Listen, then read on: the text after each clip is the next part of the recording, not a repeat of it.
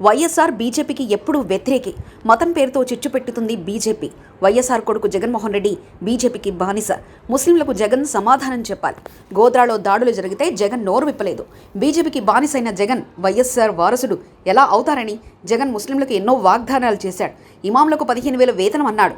ముస్లిం bank అన్నాడు. చనిపోతే 5 లక్షల బీమా అన్నాడు. ఎన్నో హామీలిచ్చి మర్చాడు. ముస్లిం పక్షాన నిలిచేది కాంగ్రెస్ మాత్రమే. బాబు జగన్ ఇద్దరు ముస్లింల పక్షాన లేరు. బీజేపీ రాష్ట్రానికి ఏం చేసింది లేరు.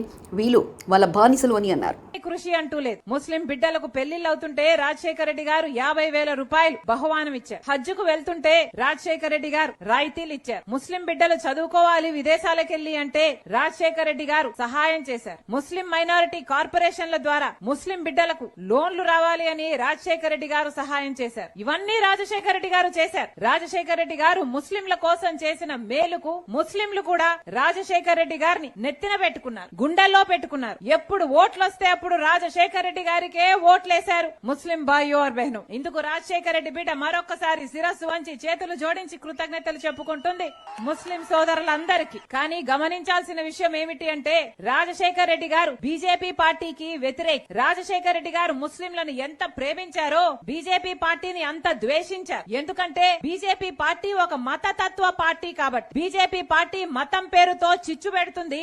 ఆ మంటలో చలిగాచుకునే పార్టీ బీజేపీ పార్టీ. బీజేపీ పార్టీకి తెలిసిన రాజకీయం వల్ల ఒక మతాన్ని అవమానించాలి, ఇంకో మతాన్ని రెచ్చగొట్టాలి. ఇదే బీజేపీకి తెలిసిన రాజకీయం. కానీ రాజశేఖర రెడ్డి గారు ఈ బీజేపీ పార్టీని అడుగడుగునా వ్యతిరేకిస్తూనే వచ్చారు. బీజేపీ పార్టీ గోద్రా విషయంలో చేసిన ముస్లింలకు చేసిన అన్యాయంలో రాజశేఖర రెడ్డి గారు పదే పదే ఎత్తి చూపిన నాయకుడు రాజశేఖర రెడ్డి గారు. కానీ రాజశేఖర రెడ్డి గారి కొడుకు జగన్మోహన్ రెడ్డి గారు. మరి జగన్మోహన్ రెడ్డి గారు బీజేపీ పార్టీకి ఎందుకు బానిస అయ్యారో ముస్లిం సోదరులకు సమాధానం చెప్పాల్సిన అవసరం ఉందా లేదా? గోద్రా విషయంలో ముస్లింలను ఉతికి ఆరేస్తే మణిపూర్ విషయంలో మరి జగన్మోహన్ రెడ్డి గారు మైనారిటీల మీద జరిగిన అన్యాయానికి, దాడులకి, ఆ హత్యలకి కనీసం నోరైనా విప్పారా జగన్మోహన్ రెడ్డి గారు అని అడుగుతున్నాం. మరి జగన్మోహన్ రెడ్డి గారు రాజశేఖర రెడ్డి గారు ఆశయాలను కాపాడుతున్న వాడు ఎలా అవుతాడు? రాజశేఖర రెడ్డి గారి వారసులు అని చెప్పుకుంటున్న జగన్మోహన్ రెడ్డి గారు మరి కనీసం రాజశేఖర రెడ్డి గారి మాటకు కూడా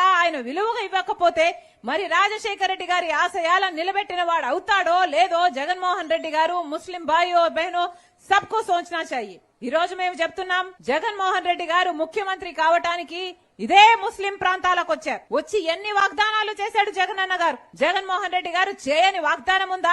ఇమామలకు 15,000 జీతం ఇస్తామని చెప్పారు. ముస్లింలు ఎవరన్నా చనిపోతే ప్రమాదవశాత్తు బీమా కోసమని 5 లక్షల రూపాయలు ఇస్తామని చెప్పారు. ముస్లిం బిడ్డల పెళ్లిలైతే 1,00,000 రూపాయలు ఇస్తామని చెప్పారు. ముస్లిం బిడ్డలు ఫారెన్ వెళ్లి చదువుకోవాలంటే 5 లక్షలు ఇస్తామని చెప్పారు. ముస్లిం బ్యాంక్ అని చెప్పారు. ముస్లింల కోసము రిజర్వేషన్ బేసిస్ లో నామినేటెడ్ పోస్టులకు కూడా అవకాశం కల్పిస్తామన్నారు. ఒక్కటంటే ఒక్క మాటైనా నెరవేర్చారా ముఖ్యమంత్రి జగన్మోహన్ రెడ్డి గారు? ముస్లింల కోసం ఇచ్చిన మాటలలో ఒక్కటంటే ఒక్కటి కూడా నెరవేర్చలేదు. ఈ రోజు కాంగ్రెస్ పార్టీ ముస్లింలను